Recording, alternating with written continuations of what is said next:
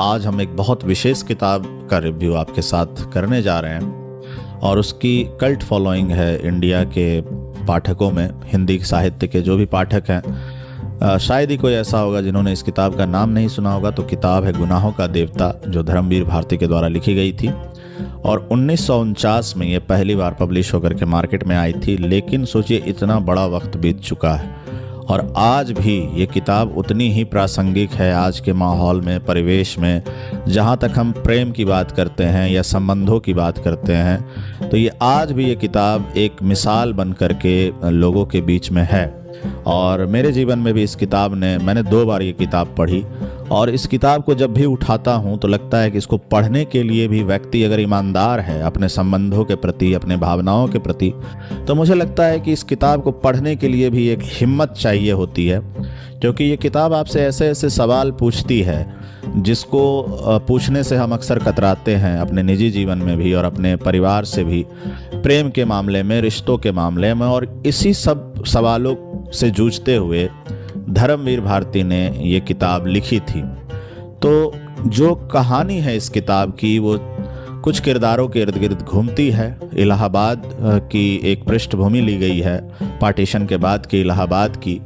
और एक कैरेक्टर है चंदर, उसके इर्द गिर्द, और सुधा। जो चंदर एक ऑर्फन होता है, एक बच्चा होता है जिसे डॉक्टर शुक्ला नाम के एक प्रोफेसर गोद लेकर के उसको पालते पोसते हैं, और उनकी बेटी रहती है सुधा। तो दोनों ही बचपन से एक दूसरे के सानिध्य में रहते हैं और दोनों के बीच प्रेम प्रस्फुटित होता है। हालांकि चंदर जो होता है इस प्रेम को सहज मानता है, उसे लगता है कि एक जैसे भाई बहन का प्रेम है वैसा है, चूंकि एक ही परिवार में थे। लेकिन सुधा इस चीज को लेकर के आश्वस्त रहती है कि चंदर के प्रति उसके मन में प्रेम है, आकर्षण है। और सुधा के कुछ मित्र भी होते हैं जिनको लगता है कि सुधा चंदर को प्रेम करती है। तो सुधा इस चीज को स्वीकार करती है कि चंदर के मन में उसके लिए प्रेम है, लेकिन चंदर इस चीज को लेकर के आश्वस्त नहीं होता। फिर दोनों बड़े होते हैं, दोनों के बीच का आकर्षण भी बढ़ता है। चंदर भी उसको पसंद करता है, लेकिन चंदर को लगता है वही एक भाई बहन जैसा प्रेम है, चूंकि साथ ही पले बड़े थे। फिर एक ऐसा वक्त आता है जो सुधा की शादी जो है उसके पिता फिक्स कर देते हैं एक घर में। और सुधा के पास एक यक्ष प्रश्न होता है कि अपने प्रेम का इजहार चंदन से करे और उसे कहे कि मुझसे शादी करो, या फिर अनचाहे किसी वर से शादी करके वो अपनी ज़िंदगी बिताए। तो सुधा चंदर से अपनी भावना भी जाहिर करती है, लेकिन सुधा के अंदर इतनी ताकत भी नहीं थी और सामाजिक जो एक कह सकते हैं बंदिशें थी, उसे इतनी चीज़ों की इजाज़त नहीं देती थी कि वो सब कुछ छोड़ छाड़ करके अपने पिता की अवज्ञा करके चंदर के साथ हो ले। साथ ही साथ चंदर के अंदर भी इतनी ताकत नहीं आती कि वो इस इजहार के बाद भी सुधा को कहीं ले जा करके शादी कर ले या उसके साथ जीवन बिताए। और सुधा की शादी हो जाती है अपने पिता के चॉइस के लड़के से, और सुधा चली जाती है ससुराल। और उसके बाद चंदर के जीवन में बिखराव शुरू होता है।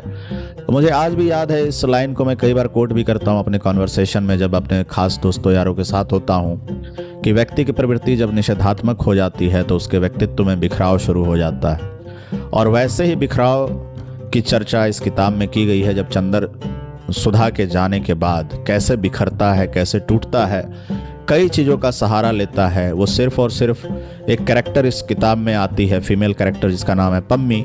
और पम्मी के साथ सिर्फ और सिर्फ शारीरिक संबंध के लिहाज से वो तलाशने की कोशिश करता है प्रेम को, संबंधों को, लेकिन उसको सेटिस्फैक्शन नहीं मिलती। उसको लगता है कि सिर्फ शारीरिक, समझ में आ जाता है कि सिर्फ शारीरिक लेवल पे हम प्रेम को नहीं पा सकते। फिर वहाँ से भी विरक्त होता है। फिर वो बिनती की तरफ रुख करता है भावनात्मक संबंध के लिए, क्योंकि सुधा का अब्सेंस उसे सालता रहता है, खलता रहता है। तो बिनती और चंदर के बीच का भी प्रेम प्रस्फुटित होता है। तो ये सवाल, जैसा कि धर्मवीर भारती ने भी ये चीज़ कही है इस किताब के बारे में, कि ये सवाल खड़े करता है सामाजिक परिवेश के ऊपर कि एक युवा, जो भारतीय युवा है, प्रेम संबंधों को लेकर के और शादी को लेकर के उसे किस हद तक की आज़ादी है, और परंपराओं के निर्वाह के लिए क्या आज के युवा अपने पर्सनल फीलिंग्स को, अपनी निजी भावनाओं को क्या जमींदोज नहीं कर दे रहे हैं या त्याग नहीं दे रहे हैं, और क्या ऐसा करना चाहिए। तो इस तरह के प्रश्नों को आपके सामने ये किताब रखती है, उठाती है, उद्वेलित करेगी ये किताब, आपको झकझोरेगी ये किताब। और मैं कहता हूँ इसे पढ़ना चाहिए, खास तौर से वो युवा जो प्रेम के अलग अलग रूपों को समझना चाहते हैं। मेरी ज़रूर ये रिक्वेस्ट रहेगी कि प्रेम के कई आयामों को इस किताब ने छुआ है, और अगर आप भी उन आयामों को तलाशना चाहते हैं, ढूंढना चाहते हैं, तो इस किताब को ज़रूर पढ़िएगा, बहुत अच्छी लगेगी आपको।